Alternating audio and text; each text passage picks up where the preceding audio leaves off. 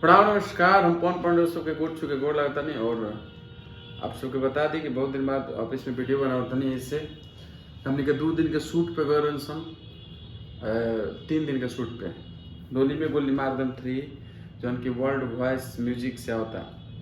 और म्यूजिक पे अभी तो 3 गो गाना भी छूटल बा। अभी तो सब्सक्राइबर ज़्यादा नहीं खे, लेकिन अब सबके आशीर्वाद हुई तो धीरे धीरे हो जाए सब्सक्राइबर। पर अभी खुशी कक्कर, राजू रसिया और लव पांडे जी 3 लोग के गाना छूटल बा। तो आप सबके प्यार और आशीर्वाद चाहे कि जल्दी से सब्सक्राइबर और वर्ल्ड वॉइस म्यूजिक जाए। राजू रसिया के चैता छूटल बा, लव पांडे जी के सेट संग के टीजर छूटल बा, खुशी कक्कर के सरस्वती माता के वंदना छूटल बा। और साथ साथ खेसारी जी के बहुत प्यारा है गाना कल अन्नपूर्णा फिल्म से रिलीज भेल बा। बहुत अच्छा बा, कॉमेडी सॉन्ग बा, फैमिलियर सॉन्ग बा। और साथ साथ गाना बहुत ट्रेंडिंग में चलता और बहुत जोर शोर से यूट्यूब पे व्यू भी बढ़ता। कमर में दागी आराध्या फिल्म से आई बा। 16 तारीख के और फिल्म गाना होता बहुत प्यारा खेसारी जी के आवाज़ में कैसी फिल्म से। तो आप सबके प्यार दुलार आशीर्वाद ऐसा ही मिल रहे।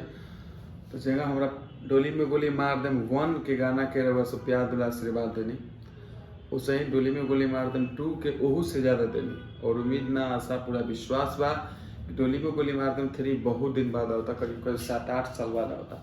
तो आप सबके प्यार दुलार आशीर्वाद वही भर भर झोली मिली। और गाना भी बहुत अच्छा बा, बहुत सुंदर गाना बा।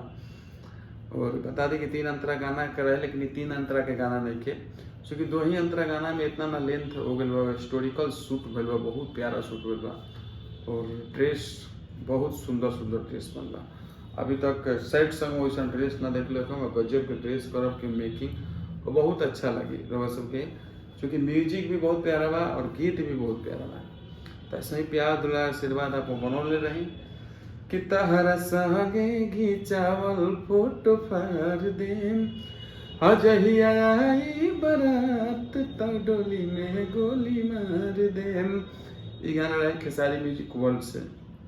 दूसरा गाना आदि शक्ति से रहे और खेसारी म्यूजिक वर्ल्ड पे भी डाल रहे। दूसरा गाना खेसारी म्यूजिक वर्ल्ड से रहे कि अब होता हमारी शादी, ए जान दुनिया जिए ना दी, कि गम के बोझा जईबू लादी, छिन के ले जईबू तू आजादी, कि दोसरा बाग में जाके फूला जईबू का हो, शादी होते जान भूला जईबू का हो, कि हमारा खूंटा से खुला जईबू का हो, शादी होते जान भूला जईबू का हो।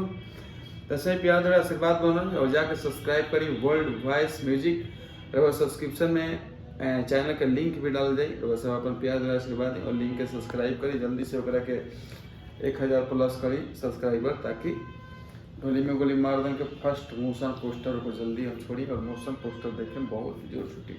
नमस्कार, प्रणाम, जय माता दी, जय भोजपुरी।